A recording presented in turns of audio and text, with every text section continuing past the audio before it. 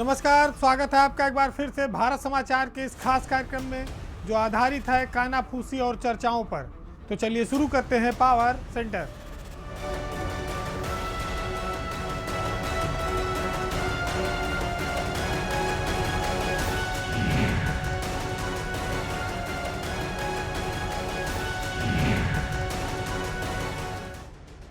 भागदौड़ की इस जिंदगी में महानगरों में जो रहने की समस्या है वो कई बार ऐसा विकराल रूप ले लेती है। कई बार आदमी के साथ ऐसे हादसे हो जाते हैं कि वो बच तो जाता है लेकिन वो जिंदा नहीं रहता, उसका जीवन एक तरह से समाप्त हो जाता है। आज हम बात करेंगे कि लखनऊ के इतिहास में जो सबसे बड़ा घटनाक्रम हुआ अलाया अपार्टमेंट की बिल्डिंग गिरने का।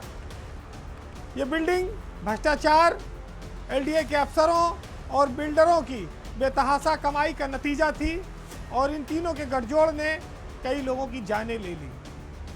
अलाया अपार्टमेंट काफ़ी लंबे समय तक याद किया जाएगा। बताया जाता है कि इस बिल्डिंग के निर्माण में याजदान बिल्डर का काफ़ी बड़ा योगदान है। याजदान वो शख्स है जिसकी कुछ दिन पहले इसी रोड पर एक बड़ी बिल्डिंग एलडीए ने तोड़ी थी।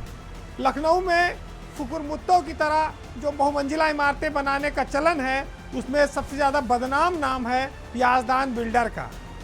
याजदान बिल्डर में दो भाई फहद याजदान और सायम याजदान, जिन्होंने लखनऊ के लोगों का कई करोड़ रुपया लूट रखा है और पूरे लखनऊ में कई जगहों पर बहुमंजिला इमारतें बनाकर अवैध तरीके से ना तो जिनका नक्शा पास होता है ना तो जिनकी रेरा से कोई मंजूरी होती है और बिल्डिंगें बनाकर लोगों को से पैसा वसूल कर औने पौने रजिस्ट्रियाँ फर्जी ढंग से की जाती हैं, बिजली के कनेक्शन फर्जी लिए जाते हैं और लोगों के जीवन से खिलवाड़ किया जाता है। ऐसा ही खिलवाड़ अलाया बिल्डिंग में रहने वाले लोगों की ज़िंदगियों के साथ हुआ है। कहा जाता है कि अफसरों और बिल्डरों का जो गुनाह था उसकी सज़ा बेकसूर जिंदगियों ने चुकाई।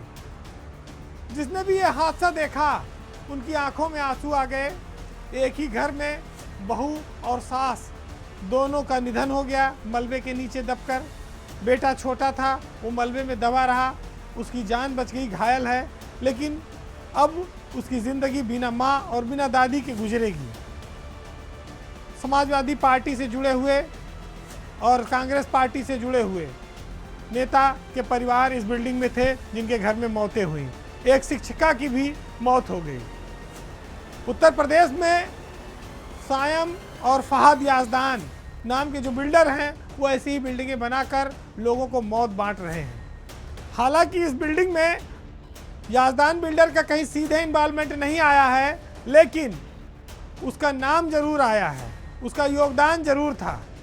बताया जाता है कि ये जो 5 मंजिला बिल्डिंग थी अलाया अपार्टमेंट, इसमें नीचे पर 3 दिनों से ड्रिल मशीन चल रही थी जिससे अगल बगल के मकान हिल रहे थे और लोगों ने मना किया।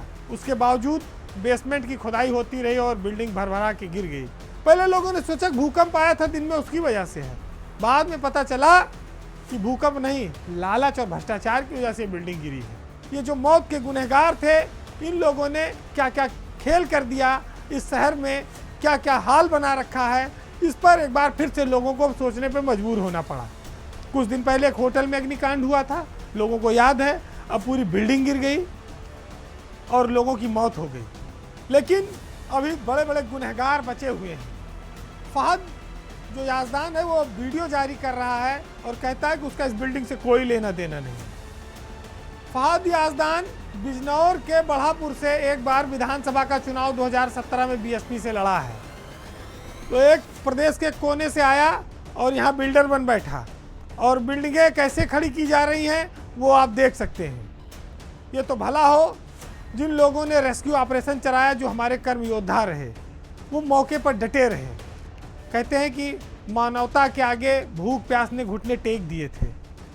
विषम और बेहद कठिन परिस्थितियों में रेस्क्यू ऑपरेशन चलाने वाली हमारी टीम ने कई जिंदगियों को बचाया।